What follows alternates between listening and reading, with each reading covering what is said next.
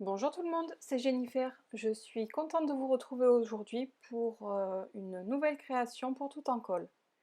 Donc aujourd'hui, j'ai choisi de travailler avec du papier Nina Desert Storm car j'ai eu envie d'utiliser mes feutres pardon, à alcool. Donc j'utilise l'encre hybride de chez My Favorite Things pour faire le tamponnage du plus gros des gobelets qui se trouve sur la planche 100% tout en colle, qui s'intitule également gobelet tout simplement. Voilà, donc je commence la colorisation. Pour ce faire, j'ai choisi de travailler avec trois tonalités de marron. J'ai vraiment voulu rester dans l'ambiance café, chocolat, donc le marron, hein, voilà. Donc je viens fondre entre elles les couleurs. Pour ma part, je travaille du plus foncé au plus clair.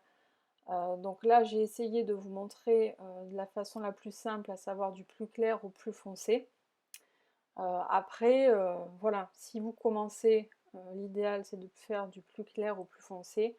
Et une fois que vous aurez l'habitude, un peu d'expérience, etc. dans la colorisation au feutre à alcool, vous choisirez bien entendu votre façon de procéder, la façon avec laquelle vous êtes le plus à l'aise.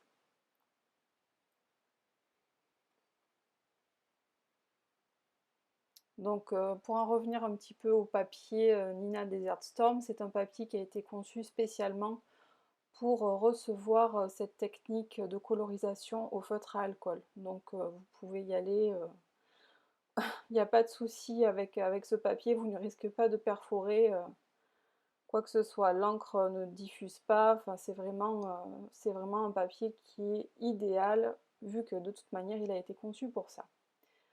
Donc là je détourne mon motif avec ma paire de ciseaux et je vais venir passer par la suite le petit coup de feutre noir pour masquer les tranches blanches. Voilà.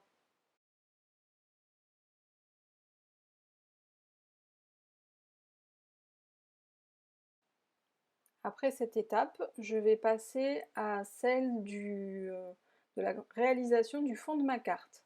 Donc pour ce faire, j'utilise ma presse de précision et j'ai choisi d'utiliser les tampons réalisés par Isabelle, 4 bordures et un damier.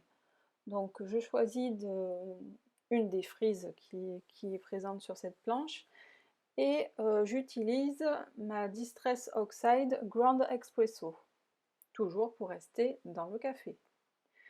Ensuite, je viens prendre le petit tampon toujours dessiné par Isabelle, le plus petit Mikado.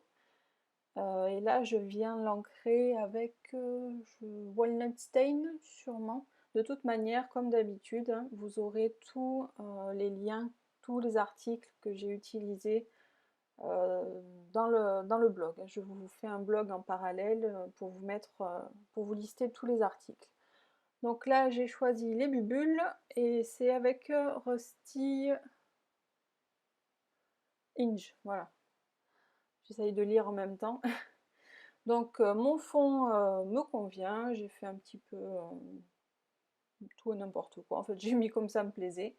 Et je viens mettre mon motif en surépaisseur. Donc pour ce faire, j'utilise de l'adhésif pardon 3D. Et je vais tout simplement venir le mettre au centre de la carte, car c'est l'élément principal de ma carte.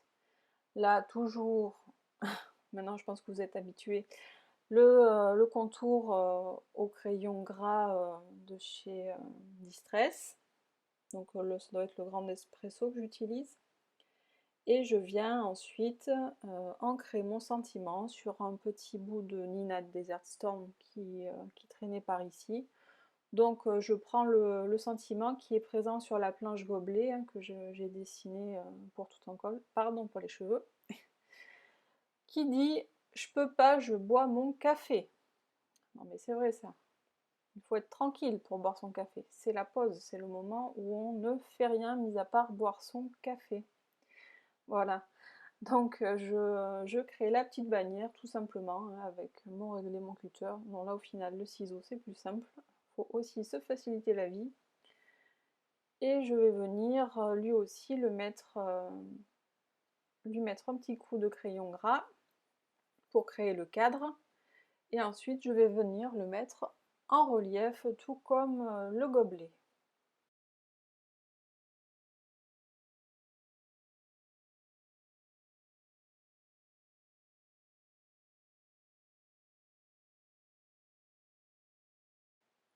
Alors la prochaine étape, ça va être de mettre la carte, et bien sûr la base de carte, il faut bien qu'elle tienne notre petite carte que l'on vient de réaliser. Donc je la colle tout simplement avec la colle à pointe fine railleur sur un morceau de papier maya.